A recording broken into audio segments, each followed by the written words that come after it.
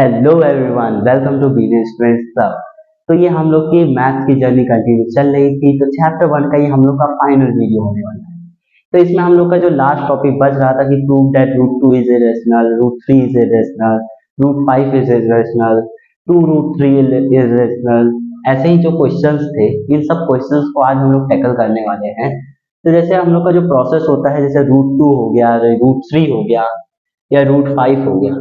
अब माना रूट 2 ले लिए, रूट 3 ले लिए, रूट 5 ले लिए, तो तीनों में जो प्रोसेस होता है उन्हें प्रूव करने का कि वो इरेशनल है या रेशनल है, इसको प्रूव करने का प्रोसेस होता है सेम, बिल्कुल सेम। मतलब स्टेप बिल्कुल सेम रहते हैं, बस रूट 2 की जगह पे रूट 3 लिखा जाएगा, रूट 3 की जगह रूट 4 लिखा जाएगा।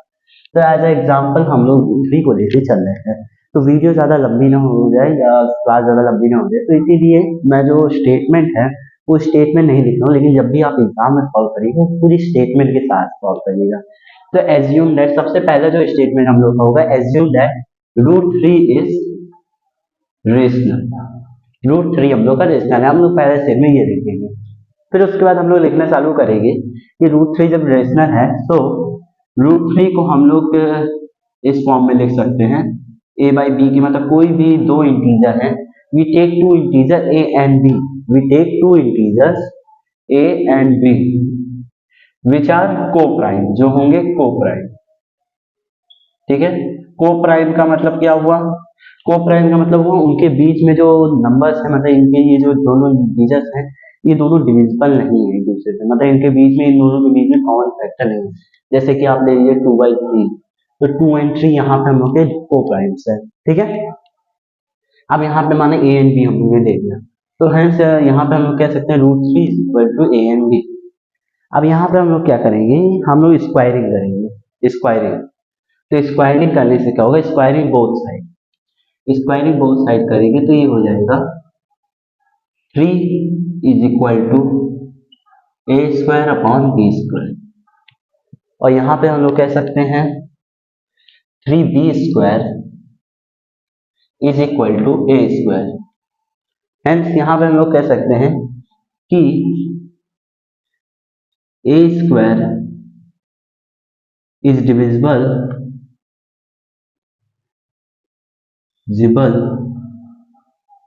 बाई 3। और हमने इसमें एक लॉ पढ़ा था कि अगर स्क्वायर जो है वो ए स्क्वायर अगर 3 से डिविजिबल है, तो हम लोग का क्या होगा, ए भी जो होगा वो हम लोग का 3 से डिविजिबल होगा, हमने एक थ्योरम पढ़ी थी। तो hence A is also divisible by 3, तो ए भी 3 से डिविजिबल हो जाएगा। अगर ए स्क्वायर 3 से डिविजिबल है तो ए भी 3 से डिविजिबल हो जाएगा। तो यहाँ पे हम लोग क्या लेंगे, ए स्क्वायर की जगह पे हम लोग सी ले लेंगे यहाँ पे, तो यहाँ पे हो जाएगा 3c is equal to B square. ठीक है, ये हम लोग का एक इक्वेशन बन गया।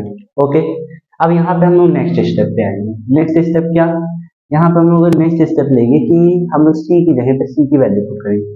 तो सी हम लोग का क्या था, ए स्क्वायर था, तो ए स्क्वायर डिविजिबल है, तो सी की जगह पे आ जाएगा ए स्क्वायर, और बी स्क्वायर यहाँ था ही, तो सी की जगह पे आ जाएगा a square, 3a square is equal to B square. और इस कंडीशन को देख के हम लोग ये कह सकते हैं कि जो बी स्क्वायर है, B square is divisible by 3।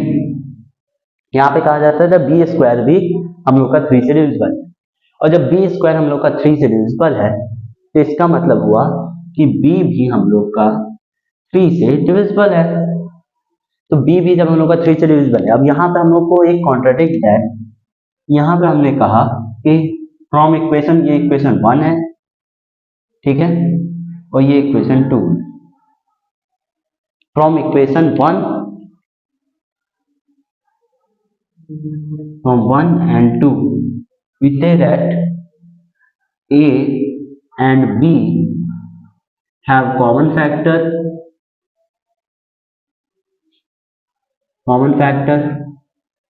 3, मतलब A और B का एक कॉमन फैक्टर 3 है, क्योंकि यहाँ पे हमने प्रूव किया कि A जो है वो 3 से डिविजिबल है, और यहाँ पे प्रूव किया B जो है वो 3 से डिविजिबल है।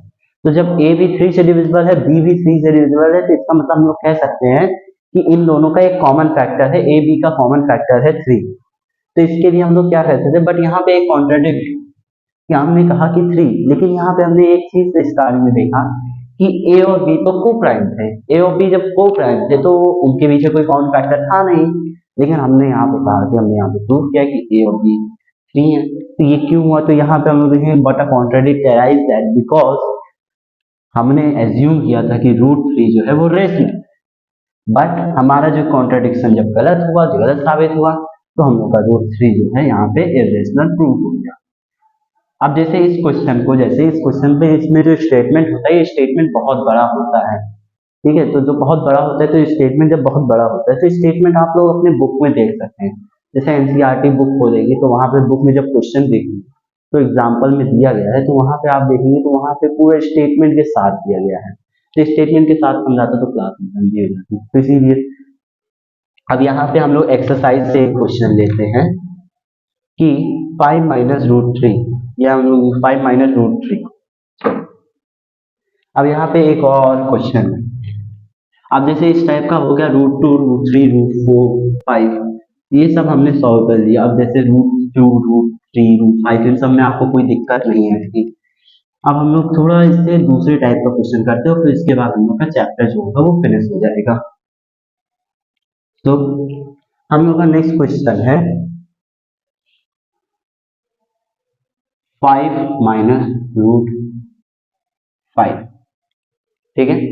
5 माइनस √5 लीजिए या 2√5 लीजिए, ठीक है। तो सबका जो प्रोसेस होता है सॉल्व करने का ये सेम ही होता है, बस थोड़ा सा डिफरेंस रहता है।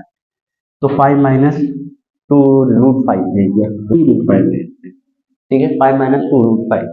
अब यहाँ पे हम लोग को पता है √5 जो है, यहाँ पे अगर क्वेश्चन में आपको मेनली गिवन रहता है कि √5 इरेशनल, अगर आपको बाई चांस क्वेश्चन में नहीं गिवन है √5 इज इरेशनल, तो सबसे पहली चीज जो हमने पहले पूरा प्रोसेस किया, उस प्रोसेस के थ्रू आप लोग ये प्रूफ करिए कि √5 जो है वो इरेशनल है।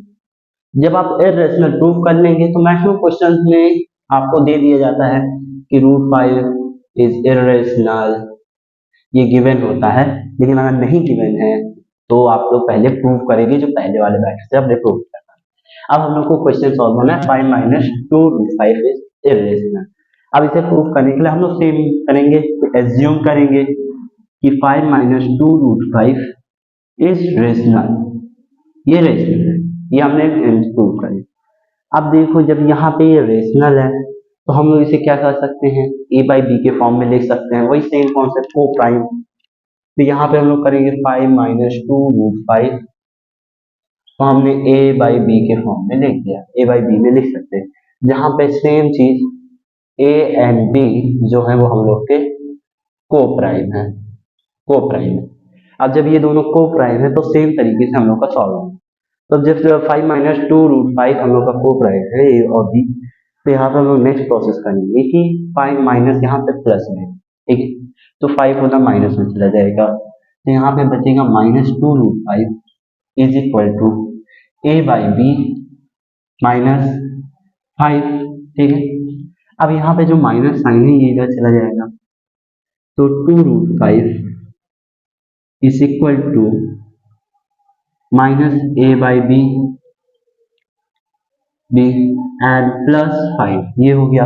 एंड इसके बाद हम लोग का 2 जो है ये इधर मल्टीप्लाई में चला जाएगा, यहाँ पे मल्टीप्लाई में तो उधर डिवाइड में चला जाएगा। तो डिवाइड मतलब √5 is equal to minus a upon b plus 5 upon 2।